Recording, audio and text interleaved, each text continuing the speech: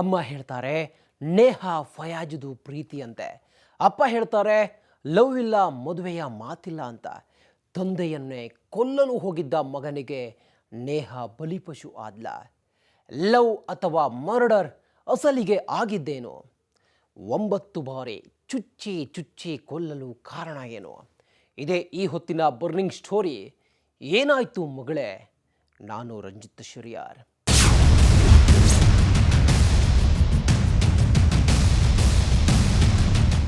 ನೇಹಾಳ ಬರ್ಬರ ಸಾವಿನ ಬಳಿಕ ಪ್ರಕರಣ ದಿನಕ್ಕೊಂದು ತಿರುವನ್ನು ಪಡೆದುಕೊಂಡಿದೆ. ಆರೋಪಿ ಫಯಾಜ್ ಕುರಿತು ಸ್ಫೋಟಕ ಸತ್ಯಗಳು ಹೊರಬೀಳುತ್ತಿದೆ. ಅದು ಅಲ್ಲದೆ ಫಯಾಜ್ನ ತಾಯಿ ತನ್ನ ಮಗ ಮಾಡಿದ್ದು ತಪ್ಪು, ಆದರೆ ಇಬ್ಬರು ಪ್ರೀತಿಸ್ತಾ ಇದ್ರು ಅಂತ ಸಮರ್ಥಿಸಿಕೊಂಡಿದ್ದಾರೆ. ಅತ್ತ ನೇಹಾ ತಂದೆ ಈ ಮಾತಿಗೆ ವಿರೋಧ ವ್ಯಕ್ತಪಡಿಸುತ್ತಿದ್ದಾರೆ. ಹಾಗಿದ್ರೆ ನೇಹಾಳಿಗೆ ಆಗಿದ್ದೇನು? ನಿಜಕ್ಕೂ ಇದು ಲವ್ ಧೋಕಾ ಆ್ಯಂಡ್ ಮರ್ಡರ್ ಕೇಸ? ತೋರಿಸ್ತೀವಿ ನೋಡಿ.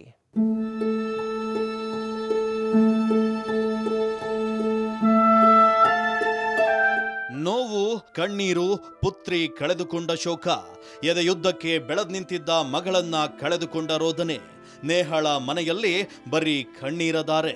ಮೊನ್ನೆಯವರೆಗೂ ಇದ್ದ ಮಗಳು ಕಣ್ಮುಂದೆ ಕಿಲಕಿಲ ಅಂತ ನಡೆದಾಡಿಕೊಂಡು ಓಡಾಡ್ಕೊಂಡಿದ್ದ ಮಗಳು ಈಗ ಇಲ್ಲಂದ್ರೆ ಸಹಿಸೋದಕ್ಕೆ ಆಗ್ತಿಲ್ಲ. ಹಲವು ಕನಸು ಕಂಡು ಹೆತ್ತು ಹೊತ್ತು ಪ್ರೀತಿಯಿಂದ 24 ವರ್ಷ ಸಾಕಿದ ಮಗಳು ರಕ್ತದ ಮಡುವಿನಲ್ಲಿ ಬಿದ್ದು ಒದ್ದಾಡ್ತಿದ್ದಾಳೆ ಅಂದ್ರೆ ಆ ನೋವನ್ನ ಸಹಿಸ್ಕೊಳ್ಳೋದು ಹೇಗೆ? ಯಾರೋ ಒಬ್ಬ ಪ್ರೀತಿಯ ಹೆಸರಲ್ಲಿ ಮಗಳನ್ನ ಚುಚ್ಚಿ ಚುಚ್ಚಿ ಕೊಲ್ತಾನೆ ಅಂದ್ರೆ ಆ ಹೆತ್ತ ಕರಳು ಹೇಗೆ ಸಹಿಸ್ಕೊಳ್ಬೇಕಲ್ವಾ? ಸ್ಫೋಟಕ ತಿರುವು ಪಡೆದುಕೊಳ್ತಿದೆ ನೇಹಾ ಪ್ರಕರಣ. ಪ್ರೀತಿ, ಪ್ರೇಮ, ಧೋಖಾ, ಮರ್ಡರ್ ಕಾರಣವೇನು? ಹುಬ್ಬಳ್ಳಿ ವಿದ್ಯಾರ್ಥಿನಿ ನೇಹಾ ಹಿರೇಮಠ ಸಾವಿನ ಬಳಿಕ ಒಂದೊಂದೇ ಸ್ಫೋಟಕ ಸತ್ಯಗಳು ಹೊರಬರ್ತಾ ಇವೆ. ನೇಹಾ ಬರ್ಬರ ಹತ್ಯೆಯನ್ನ ಖಂಡಿಸಿ ಇಡೀ ಹುಬ್ಬಳ್ಳಿಯೇ ಕೆಂಡವಾಗಿದೆ.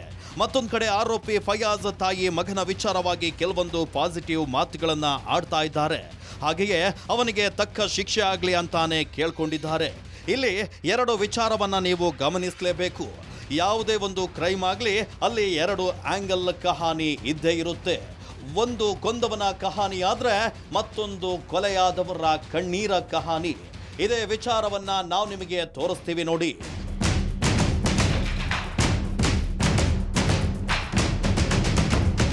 ಮೊದಲು ಆರೋಪಿಯಾದ ಫಯಾಜ್ ಪೋಷಕರು ಏನ್ ಹೇಳ್ತಾರೆ ಅನ್ನೋದನ್ನ ತಿಳ್ಕೊಂಡ್ಬಿಡಿ. ಫಯಾಜ್ ಮಧ್ಯಮ ವರ್ಗದ ಕುಟುಂಬಕ್ಕೆ ಸೇರಿದವನು. ತಂದೆ ತಾಯಿ ಇಬ್ಬರು ಶಿಕ್ಷಿತರೇ, ವೃತ್ತಿಯಲ್ಲಿ ಶಿಕ್ಷಕರಾಗಿ ಕೆಲಸ ಮಾಡ್ತಿದ್ದಾರೆ. ಅದೇನೋ ಹೇಳ್ತಾರಲ್ಲ, ಪೊಲೀಸರು ಮಗ ಕಳ್ಳ, ಮೇಷ್ಟ್ರು ಮಗ ದಡ್ಡ ಅಂತ. ಅದೇ ರೀತಿ ಇಲ್ಲಿ ಮೇಷ್ಟ್ರು ಮಗ ದಡ್ಡ ಆಗಿದ್ರೆ ಪರವಾಗಿರ್ಲಿಲ್ಲ, ಬದಲಾಗಿ ಕೂನಿಕೋರನಾಗಿದ್ದಾನೆ. ಅಮಾಯಕ ಹೆಣ್ಣು ಮಗಳ ಪ್ರಾಣ ತೆಗೆದು ತಾನು ಕೂಡ ಜೈಲ್ ಪಾಲಾಗಿದ್ದಾನೆ. ಎಫ್ಐಆರ್ ನಲ್ಲಿದೆ ಕೊಲೆಯ ಸ್ಫೋಟಕ ಸತ್ಯ. ಪ್ರೀಸೆ ಅಂತ ಪ್ರಾಣ ತೆಗೆದು ಬಿಟ್ಟ ಫಯಾಜ್. ನೇಹಾ ಮತ್ತು ಫಯಾಜ್ ಇಬ್ಬರು ಸಹಪಾಠಿಗಳೇ, ಒಬ್ಬರಿಗೊಬ್ಬರು ಚೆನ್ನಾಗಿ ಗೊತ್ತಿದ್ದವರು. ಈ ಫೋಟೋಗಳನ್ನ ನೋಡಿದ್ರೆ ಇಬ್ಬರು ಎಷ್ಟು ಆತ್ಮೀಯರಾಗಿದ್ರು ಅಂತ ಗೊತ್ತಾಗ್ಬಿಡುತ್ತೆ. ಇಷ್ಟೊಂದು ಆತ್ಮೀಯ ಆಗಿದ್ದ ಇಬ್ಬರಲ್ಲಿ ಫಯಾಜ್ಗೆ ಕೊಲ್ಬೇಕು ಅಂತ ಯಾಕೆ ಅನಿಸ್ತು? ಅಸಲಿಗೆ ಆಗಿದ್ದೇನು ಅನ್ನೋ ಪ್ರಶ್ನೆ ಇಲ್ಲಿ ಹುಟ್ಕೊಳ್ಳುತ್ತೆ. ಅಂದಾಗೆ ನೇಹಾ ಕೊಲೆ ಕೇಸ್ಗೆ ಸಂಬಂಧಪಟ್ಟಂತೆ ಎಫ್ಐಆರ್ ಕೂಡ ದಾಖಲಾಗಿದೆ. ಆ ಎಫ್ಐಆರ್ ನಲ್ಲಿ ಸ್ಫೋಟಕ ಸತ್ಯಗಳನ್ನ ಉಲ್ಲೇಖಿಸಲಾಗಿದೆ. ಇಲ್ಲಿ ಪ್ರೀಸೆ ಅಂತ ಫಯಾಜ್ ನೇಹಾಳ ಪ್ರಾಣವನ್ನೇ ತೆಗೆದಿದ್ದಾನೆ.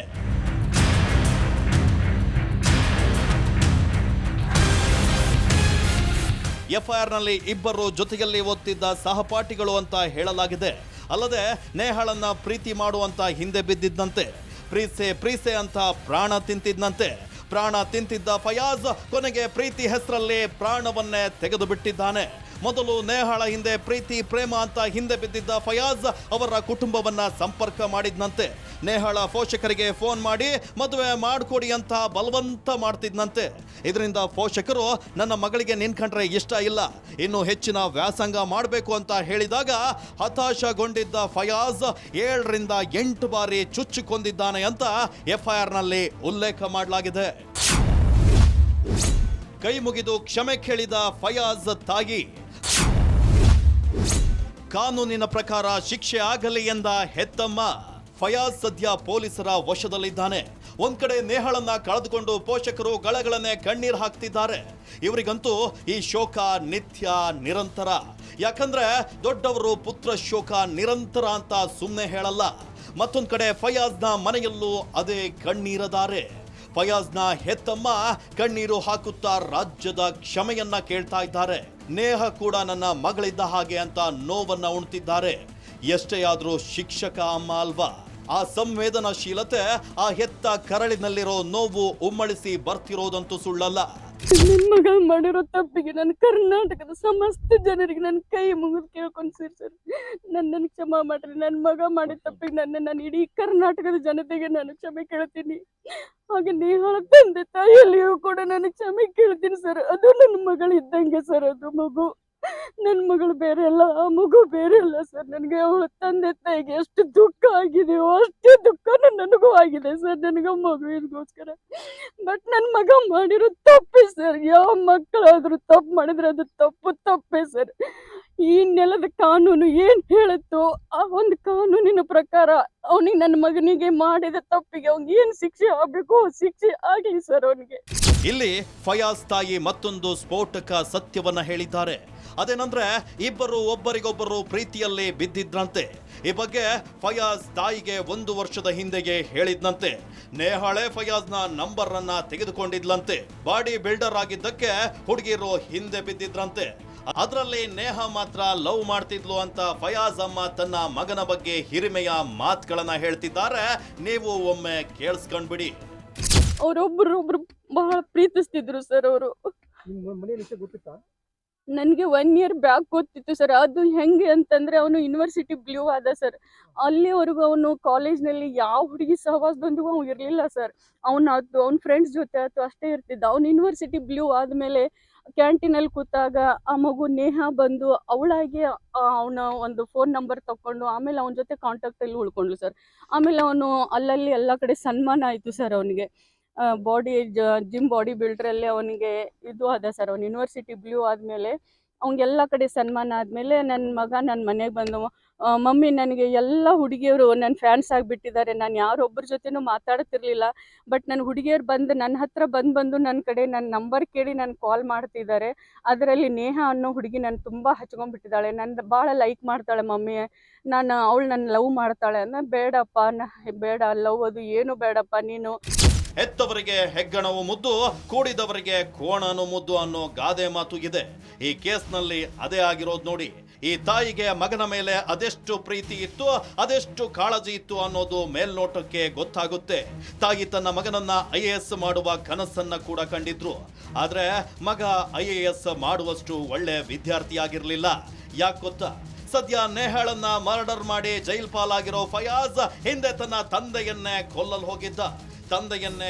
ಹೋಗಿದ್ದ ಫಯಾಜ್ ಈಗ ಪ್ರೀತಿಯ ಹೆಸರಲ್ಲಿ ನೇಹಾಳನ್ನ ಇರಿದು ಕೊಂದಿದ್ದಾನೆ. ಅವನಿಗೆ ನಾನು IAS ಆಫೀಸರ್ ಮಾಡಬೇಕು ಅನ್ನುವಂಥ ಕನಸು ಕಂಡಿದ್ದೆ. ಬಟ್ ಈ ಲವ್ ಫೀಲ್ಡಲ್ಲಿ ಬಿದ್ದು ಅವ್ನು ಸ್ವಲ್ಪ ಎಜುಕೇಷನಲ್ಲಿ ಹಿಂದೆ ಬಿದ್ದ ಸರ್. ಅವನು ನೇಹ ಹುಡುಗಿ ಸರ್. ಅವರೇ ಇಲ್ಲ ಸರ್, ಲವ್ ಇತ್ತು ಅವರಲ್ಲಿ, ಇಬ್ಬರಲ್ಲಿಯೂ ಲವ್ ಇತ್ತು ಸರ್. 1 ಸೈಡ್ ಲವ್ ಅಂತೂ ಅಲ್ವೇ ಅಲ್ಲ ಸರ್. ಅವನಾಗೆ ಯಾವ ಹುಡುಗಿ ಜೊತೆನೂ ಅವನಾಗೆ ಮಾತಾಡ್ತಿರ್ಲಿಲ್ಲ ಸರ್. ಆ ಹುಡುಗಿನೇ ಬಂದು ಮಾತಾಡ್ತಿದ್ರು. ಬಟ್ ಆ ಹುಡುಗಿನೂ ತುಂಬಾ ಒಳ್ಳೆ ಹುಡುಗಿನೇ ಸರ್. ಅವರು ಪಾಪ ಅವರಿಬ್ರು ಮದುವೆ ಆಗ್ತೀನಿ ಅಂತಂದಿದ್ರು ಸರ್. ಶಿಕ್ಷೆ ಆಗ್ಬೇಕು ಸರ್ ಅವನಿಗೆ. ಅವ್ನು ತಪ್ಪು ಮಾಡಿದಾನಲ್ಲ ಸರ್. ತಪ್ಪು ಮಾಡಿದವ್ರು ಶಿಕ್ಷೆ ಆಗ್ಲೇಬೇಕು. ನಾನು 100 ಮಕ್ಕಳಿಗೆ ನಾನು ಶಿಕ್ಷೆ ಕೊಡ್ತೀನಿ ಸರ್. ಇವಾಗ ನನ್ನ ಮಗ ತಪ್ಪು ಮಾಡಿದಾನಂದ್ರೆ ಅದು ತಪ್ಪೇ ಅಲ್ವಾ ಸರ್? ಅವನಿಗೆ ಕಾನೂನಿನ ಪ್ರಕಾರ ನಮ್ಮ ಘನ ಸರ್ಕಾರ ಅವನಿಗೆ ಏನು ಶಿಕ್ಷೆ ಕೊಡಬೇಕು ಅವನಿಗೆ ಶಿಕ್ಷೆ ಅನುಭವಿಸ್ಲಿ ಸರ್ ಅವನು. ಬಟ್ ನಾವು ಶಿಕ್ಷಕಿ ಆಗಿ ನನ್ನ ಮಗ ಮಾಡಿರೋ ತಪ್ಪಿನಿಂದ ನಾನು ತಲೆ ತಗ್ಸುವಂತಾಗಿದೆ. ಇಡೀ ನನ್ನ ಕರ್ನಾಟಕದ ಜನತೆ ನನ್ನನ್ನು ಕ್ಷಮಿಸಬೇಕು. ನನ್ನ ಮಗ ಮಾಡಿರೋ ತಪ್ಪಿನಿಂದ ನಾನು ಇಡೀ ಜನತೆಯಲ್ಲಿ ನಾನು ಕೈ ಮುಗಿದು ಕೇಳ್ಕೊಳ್ತೀನಿ ಸರ್, ನನ್ನನ್ನು ಕ್ಷಮೆ ಮಾಡ್ರಿ ಅಂತ. ವೀಕ್ಷಕರೇ, ಇಲ್ಲಿ ತಾಯಿ ತನ್ನ ಮಗನ ಬಗ್ಗೆ ದೊಡ್ಡದಾಗಿ ಹೇಳ್ಕೊಳ್ತಿದ್ದಾರೆ. ಮಗ ಒಳ್ಳೆಯವನು, ಬಾಡಿ ಬಿಲ್ಡರ್, ಅದು ಅಲ್ಲದೆ ಮಗನ ಹಿಂದೆ ಅದೆಷ್ಟೋ ಹುಡುಗಿಯರು ಬಿದ್ದಿದ್ರು. ನೇಹಾಳೆ ಬಂದು ಫೋನ್ ನಂಬರ್ ಅನ್ನ ತೆಗೆದುಕೊಂಡು ಲವ್ ಮಾಡಿದ್ಲು ಅಂತ ಗುಣಗಾನವನ್ನ ಮಾಡ್ತಾ ಇದ್ದಾರೆ. ಆದ್ರೆ ಈ ಫಯಾಜ್ ಈ ಹಿಂದೆಯೂ ಪೊಲೀಸ್ ಠಾಣೆಯ ಮೆಟ್ಟಿಲು ಹತ್ತಿದ್ದ. ಅದು ಕೂಡ ಅಟೆಂಪ್ಟ್ ಟು ಮರ್ಡರ್ ಕೇಸ್ನಲ್ಲಿ. ಈ ಫಯಾಜ್ ಕೊಲೆ ಯತ್ನ ಮಾಡಿದ್ದು ಯಾರ ಮೇಲೆ ಗೊತ್ತೇ? ಅದು ಸ್ವಂತಹ ತಂದೆಯನ್ನೇ.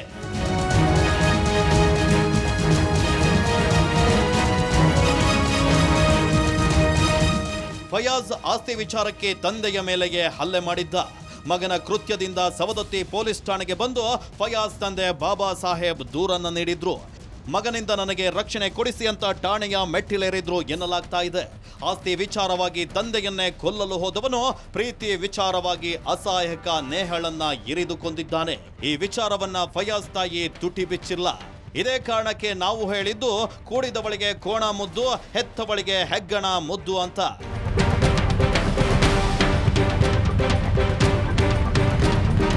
ಆಸ್ತಿ ವಿಚಾರಕ್ಕೆ ಸಂಬಂಧಪಟ್ಟಂತೆ ಫಯಾಜ್ ತಂದೆ ಮೇಲೆ ಹಲ್ಲೆ ಮಾಡಿದ್ದ. ಅದು ಅಲ್ಲದೆ ಕೇಸ್ ಠಾಣೆ ಮೆಟ್ಟಿಲು ಕೂಡ ಹತ್ತಿತ್ತು. ಈ ವೇಳೆ ಫಯಾಜ್ನನ್ನ ಕರೆಸಿದ್ದ ಪೊಲೀಸರು ಬುದ್ಧಿ ಹೇಳಿದ್ರು. 3 ತಿಂಗಳ ಹಿಂದೆ ಬುದ್ಧಿಯನ್ನ ಹೇಳಿ ಮುಚ್ಚಳಿಕೆಯನ್ನ ಕೂಡ ಬರೆಸ್ಕೊಂಡು ಪೊಲೀಸರು ಕಳಿಸಿದ್ರು. ಮತ್ತೇನಾದ್ರೂ ತಂದೆ ಮೇಲೆ ಹಲ್ಲೆ ಮಾಡಿದ್ರೆ ಜೈಲಿಗೆ ಕಳಿಸುವುದಾಗಿ ಎಚ್ಚರಿಕೆ ನೀಡಿದ್ರು.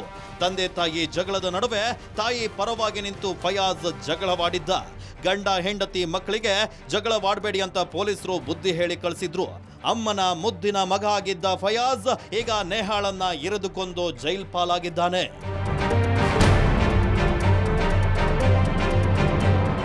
ಇದೇ ಈ ಹೊತ್ತಿನ ಬರ್ನಿಂಗ್ ಸ್ಟೋರಿ ವಿಶೇಷ. ನೋಡ್ತಾ ಇರಿ ರಿಪಬ್ಲಿಕ್ ಕನ್ನಡ, ಇದು ನಿಮ್ಮ ಧ್ವನಿ.